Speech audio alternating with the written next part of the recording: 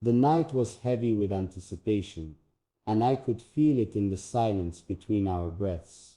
The city lights cast a golden shimmer across her bare shoulders as she leaned closer, her scent mixing with the summer air in a way that made it hard to think.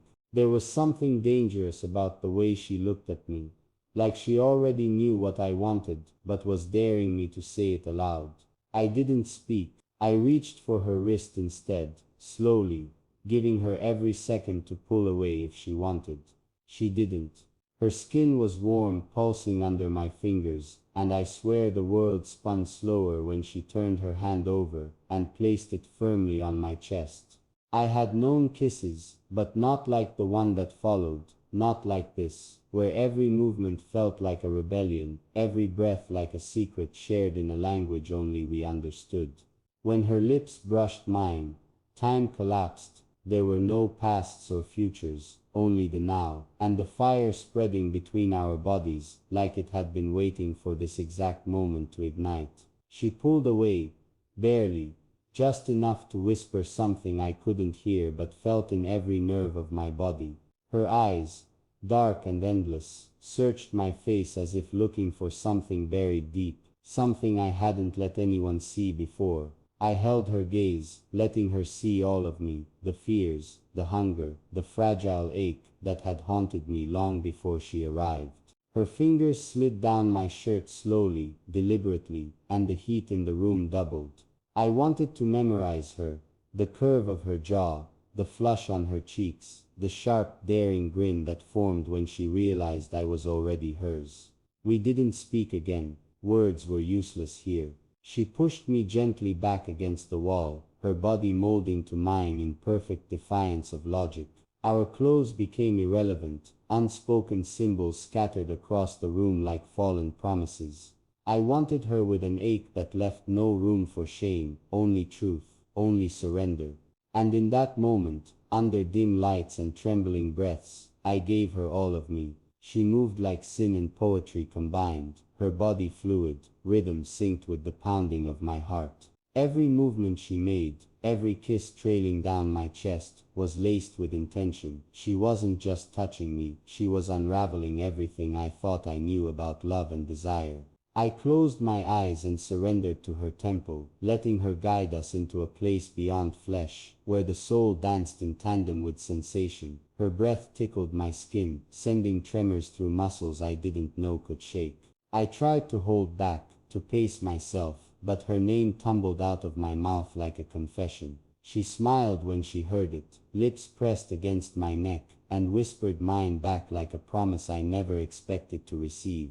There was no gentleness left now, only need. She arched against me with a hunger that matched my own, our bodies crashing together like waves in a storm, fearless and wild, each thrust an exclamation that we were alive, we were real, and we were completely dangerously each other's. The rhythm became a fevered dance, and I lost myself in her. There was no ceiling, no floor, just us, suspended in some kind of magic. Neither of us dared to question. Her moans were music, raw and beautiful, rising with every movement as if her body was composing a symphony written only for me. I clutched her hips tighter, pulling her down into me again and again, until there was nothing left but sweat, gasps, and the friction of skin against skin. Her nails dug into my back, not in pain but as a plea. Don't stop, don't let go, don't forget this, as if I could. I felt her tremble, felt her body arch and tighten, and I knew we were both tumbling off the edge together. Our cries melted into each other, tangled and wild, and for a second, we stopped existing as two separate people. We were one breath, one body, one desperate, beautiful truth echoing in the silence that followed. We needed this. We needed each other, and nothing else would ever be enough.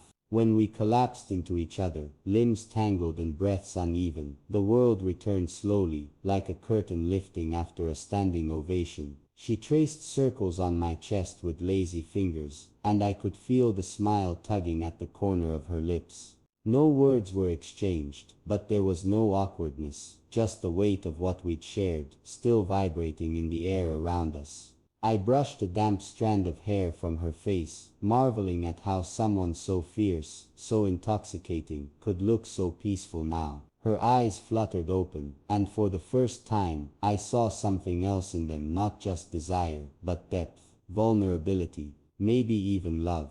I didn't dare name it, but I felt it settle inside me, warm and quiet. She pressed her forehead to mine, and our hearts, still racing, seemed to find each other's rhythm again. Whatever this was, it wasn't fleeting. I knew that now. I kissed her again, softer this time, tasting forever on her lips, and silently promised I wouldn't let this become another moment lost to time. The morning came without warning, sunlight painting her skin in golden hues that made her look like art. I had no right to touch, but I did.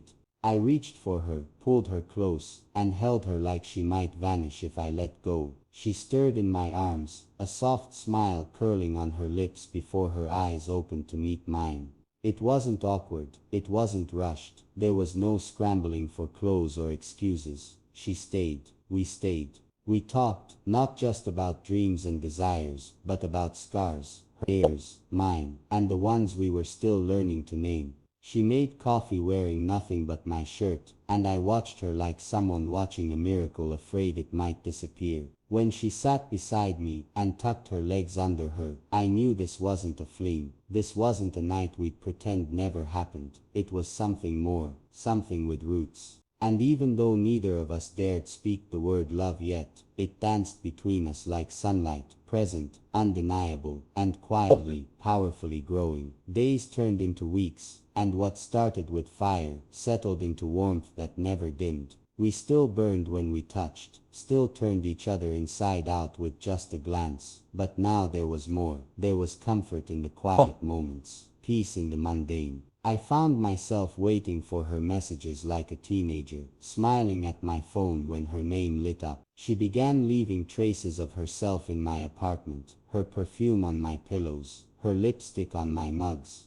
her laughter echoing in every corner, and I welcomed it. I found joy in sharing space with her, even when we argued, because it meant we cared enough to fight. She challenged me, pushed me, loved me, not despite my flaws, but because of them. We made love on rainy afternoons, on the kitchen counter, in the hallway with our clothes half on, and our hearts wide open. She was my calm and my chaos, my reason and my risk, and I was hers.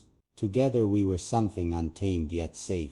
A storm that learned how to stay. But love, real love, is never without fear. One night she lay beside me, eyes distant, and I felt the shift before she spoke. She told me about her past, not everything, but enough to understand the ghosts she carried. I listened, heart pounding, wanting to reach for her, but not wanting to interrupt the tremble in her voice. She'd been hurt, broken in ways that still echoed through her, but she had survived.